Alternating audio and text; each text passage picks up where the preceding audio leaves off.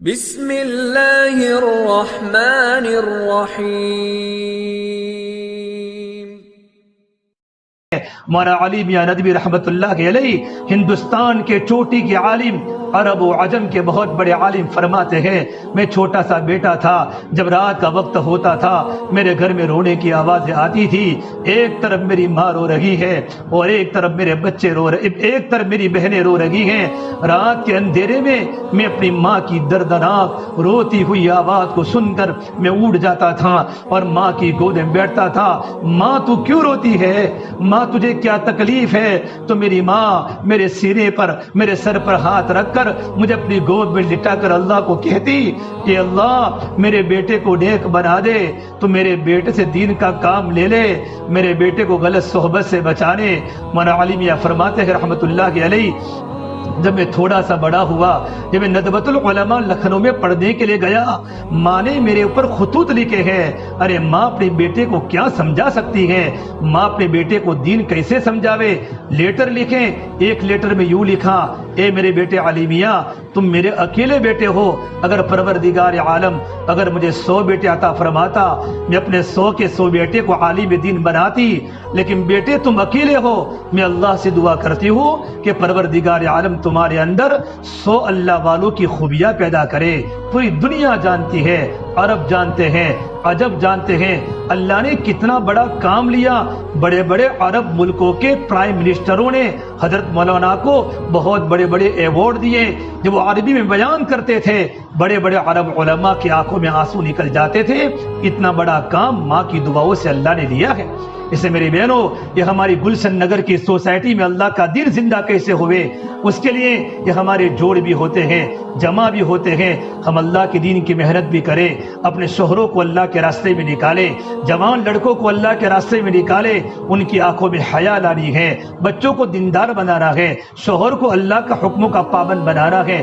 اللہ کے راستے کی محنت ہے، ان کو جماعتوں میں نکالو، اور خود آپ کی بھی ترتیب بناؤ۔ آپ اللہ کے راستے میں 3 دن نکلو اپنے محرم کے ساتھ، ہر 3 مہینے میں 3 مرتبہ 3 دن لگ جاوے۔ اللہ کے راستے میں 10 دن نکلو، 2 مرتبہ 10 دن نکل جاؤ، اللہ کے راستے میں چلے میں جاؤ، بیرون جاؤ۔ کتنی مستورات بیرون کے سفر کر کے آئی اور افریقہ کے ملکوں میں کام کر کے آئی، افریقہ کی عورتوں کی زندگیاں پلٹ گئی، ان کے گھروں میں دین چمکنے لگا۔ میری بہنوں، کام زندہ ہوا ہے قربانی کے ساتھ، اور اپنے گھروں کی فضا بنانے کے لیے گھروں میں تعلیم کے حلقے کو زندہ کرو۔ ہمارے گھر میں قرآن کی تلاوت ہو، صبح شام کی تسبیحات کی پابندی ہو، کھانا بناتے بناتے بھی اللہ کو یاد کرو، اللہ کا ذکر کر کے کھانا پکاؤں گی۔ یہ لقمے جب ہمارے بیٹوں کے پیٹوں میں جائیں گے، ہماری بیٹوں کی زندگی عمل پر پڑے گی، زندگی میں سنتوں کا شوق آئے گا۔ برتن دھوتے دھوتے بھی اللہ کو یاد کرو۔ مولانا محمد زکریا صاحب کی بیٹیاں روٹی پکاتے پکاتے 3-4 پارے پڑھ لیتی تھی اور کہتی امی جان روٹی بھی پک گئی، ہمارے 3-4 پارے بھی مکمل ہو گئے۔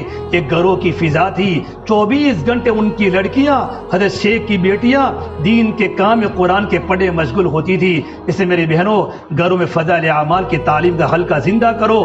فضائل اعمال کی تعلیم ہمارے گھر میں ہوگی انشاءاللہ۔ یہ تعلیم کے اندر 5 ارکان ہیں، ایمان بھی ہیں، نماز کے فضائل، ذکر کے فضائل، اللہ کے راستے میں نکلنے کے فضائل، مالداروں کے حقوق ہیں، غریبوں کے حقوق ہیں، موت کے مناظر ہیں، اللہ کے نبی کی بیٹیوں کی زندگیاں ہیں، اور اللہ کے نبی کی مستورات کے واقعات ہیں۔ وہ کتابیں ہمارے سامنے آئے گی، ہمارے بیٹوں کی زندگی عمل پر پڑے گی، اور 6 صفات کا مذاکرہ ہمارے گھروں میں ہوئے۔ موٹے موٹے 6 صفات، ایمان، نماز، علم و ذکر، اقرار مسلم، اخلاص، اللہ کے راستے میں نکلنے کے جذبے، اعلاء کلمت اللہ کے لیے جانوں کو کھپانا، یہ 6 صفات ہمارے گھروں میں زندہ ہوں گے، مذاکرے ہوں گے، ہمارے بچے دین کے داعی بنیں گے۔ مولانا عمر صاحب پالم پوری فرماتے تھے اگر ہم نے گھروں میں قرآن کریم کی تلاوت نہ کی، اور اگر ہم نے اپنے گھروں میں تعلیم کے حلقے شروع نہ کیے، ہم گھر پر رہتی ہوئی بھی بے گھر ہو جائے گی، ہماری بیٹیاں پردوں کے باہر آ جائے گی، ہمارے جوان لڑکے آوارہ بن جائیں گے۔ یہ تعلیم کا جو عمل ہمارے گھروں میں ہے اس سے ہمارے بچے قابو میں رہیں گے۔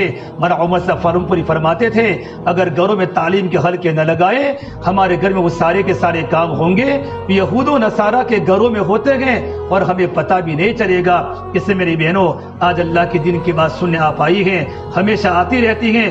ہر گھر میں قرآن کی تلاوت ہو، روزانہ 4 عمل کی پابندی ہو، فجر کے بعد سورہ یاسین کا معمول ہو، مغرب کے بعد سورہ تبارک الذی، الف لام میم سجدہ اور سورۃ الواقعہ، اس کے علاوہ روزانہ کم سے کم 1 پارہ قرآن کریم کے پڑھنے کا معمول بنے، صبح شام کی 3 تسبیحات کی پابندی ہو، اور میری بہنوں مسنون دعاؤں کا اہتمام ہو، کھانا سنت کے مطابق، پینا سنت کے مطابق، ہمارا گھر سنت کے سانچے میں ڈل رہا ہو۔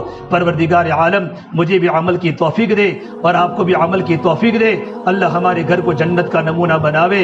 میرے بہنوں آنے والے بڑے حالات بڑے خطرناک نظر آ رہے ہیں، جوان بچوں کو بچانا اور جوان بچیوں کو ایمان پر باقی رکھنا، بلکہ بوڑھے بھی اور بوڑھی عورتوں کو بھی ایمان پر باقی رکھنا بڑا مشکل، باطل کے بڑے بڑے نظریے ہیں، ان کی بڑی بڑی اسکیمیں ہیں۔ آنے والی مستورات سے گزارش ہے اپنے گھر میں دینی فضا بنے، ہمارا تعلق علماء سے ہو۔ علماء سے کیسے تعلق ہو؟ ہم جب بھی ہمارے گھر میں کوئی مسئلہ ہو ہم اپنے شوہر کے ذریعے اپنے محرم کے ذریعے علماء سے مسائل پوچھاوے، انشاءاللہ ہمارا پورا گھر علم کی روشنی میں چلے گا، ہمارے گھر کا ماحول جنت کا نمونہ بنے گا۔ اللہ تعالیٰ مجھے اور آپ تمام کو پوری امت مسلمہ کو ان باتوں پر عمل کرنے کی توفیق عطا فرمائے۔